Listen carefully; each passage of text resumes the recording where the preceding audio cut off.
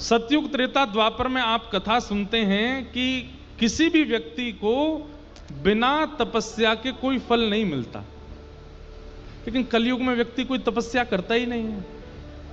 फिर कलयुग में फल कैसे मिल जाता है? जब हम तपस्या कर ही नहीं रहे तो हमको फल की प्राप्ति हो कैसे जाती? कर्म तो हम करते हैं, लेकिन फल कैसे मिल जाता है? इसलिए ऐसा बताया जाता है कि कलयुग में प्रत्येक मानव के नाम से संकल्प लेकर के बद्रीनाथ भगवान तपस्या कर रहे हैं। वो तपस्या करते हैं, फल हमको मिल जाता है कर्म का। नहीं तो प्राचीन काल में तो कर्म के बाद तपस्या, फिर फल प्राप्त होता है, या फिर कर्म से अगर फल मिल भी गया तो उसकी पूर्ति के लिए तपस्या करने जाना पड़ता है। लेकिन कलयुग में तप का कोई विधान नहीं है। क्यों? क्योंकि ठाकुर जी तपस्या कर रहे हैं। इसलिए कोई हमारे नाम से तपस्या कर रहा है और स्वयं ठाकुर जी तपस्या कर रहे हैं, और वो भी ऐसे नहीं सहजता में, लड़ झगड़ के तपस्या में बैठे हैं ठाकुर जी वहां पे। पहले केदारनाथ भगवान यहीं विराजते थे जहां बद्रीनाथ भगवान विराज रहे हैं। इसको केदार खंड कहा जाता है। और ये 6 महीने के लिए देवताओं का भ्रमण स्थल है। यहां देवता भ्रमण करने आते हैं। तो ठाकुर जी ने मन बनाया तो शंकर जी के पास जाकर के कहा कि हिमालय में हमको थोड़ी सी जगह दे दो, हम तप करना चाहते हैं। तो महादेव बोले क्षमा कर दें भगवान, मैं अपने स्वामी को तप की अवस्था में देख नहीं सकता, कोई जगह नहीं मिलेगी आपको, आप तपस्या करो, मैं देख ही नहीं पाऊंगा। आप हमें बताओ कितने दिन की तपस्या करनी, हम करेंगे आपके नाम से। ठाकुर जी बोले नहीं नहीं महादेव जी, आप समझिए, हमको तपस्या करनी है। महादेव बोले बिल्कुल एक टूक जमीन नहीं मिलेगी पूरे हिमालय पर, आप तप नहीं करोगे, आपको क्या जरूरत है तपस्या की, आप परब्रह्म परमात्मा। भगवान बोले राजी राजी मानेंगे नहीं। तो फिर दूसरी लीला की, तो ठाकुर जी एक छोटे से बालक बन गए, और वहीं बद्रीनाथ भगवान के नीचे तप्त कुंड है। तप्त कुंड के पास में एक छोटे बालक बनकर के रुदन करने लगे। यहां महादेव और पार्वती जी रोज तप्त कुंड में स्नान करने के लिए जाते। जैसे ही आप स्नान करने के लिए गए तो महादेव ने देखा एक नन्हा सा बालक रो रहा है। पार्वती जी, अरे कोई देवता अपना बालक छोड़ गया है, देखो कितना सुंदर बालक, कितने सुंदर इसका मुखमंडल, कितने सुंदर हस्तकमल। महादेव बोले देवी हमको कोई माया लग रही है, इसको छूना नहीं।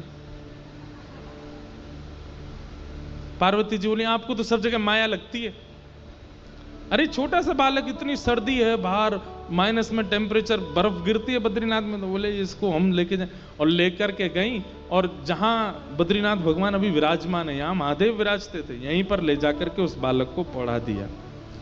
और खेलने के लिए थोड़ी देर बालक जब तक स्नान करें तब तक खेलता रहे। तो गेंद के जैसी आकृति के होते हैं बेर, बेर को ही बदरी कहते हैं, उस बालक को पकड़ा दिए, और वो बालक बेरों से थोड़ी देर खेलने लगा। महादेव बोले चलो हम जल्दी स्नान करके आते हैं। पर महादेव को कहीं ना कहीं संशय हो गया था कि ये कोई माया है। स्नान करके तप्त कुंड में जैसे ही वापस लौट करके आए तो मंदिर का मुख्य द्वार बंद भीतर से, और जैसे ही खोलने का प्रयास किया नहीं खुले। महादेव बोले ये बालक तो बंद कर नहीं सकता, छोटा सा बालक है, ये किसने बंद किया भीतर से? रोष में भर करके महादेव ने जैसे ही अपने त्रिनेत्र को खोला तो दरवाजा खुला, और वही बालक शंख चक्र गदा पद्म धारण चतुर्भुज रूप धारण करके तपस्या की मुद्रा में बैठे।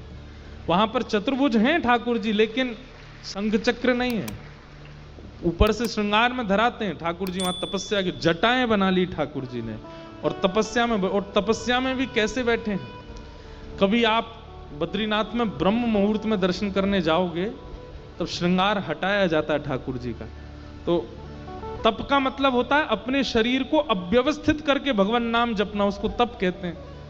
हम तो फिर भी अपने 2 पैरों को व्यवस्थित करके बैठे हैं, पर बद्रीनाथ भगवान जो हैं वो ऐसे तिरछे बैठे हैं, थोड़ा एक तरफ की ओर झुके हुए बैठे, इतनी घनघोर तपस्या। महादेव आकर के बोले भगवान आपको क्या आवश्यकता, आप जिद करके और आप छल करके तपस्या में बैठ ही गए, हमने राजी राजी जगह नहीं दी तो आपने छल करके ले ली। तब महादेव को ठाकुर जी कहते हैं, कलिकाल में लोग तप नहीं करेंगे।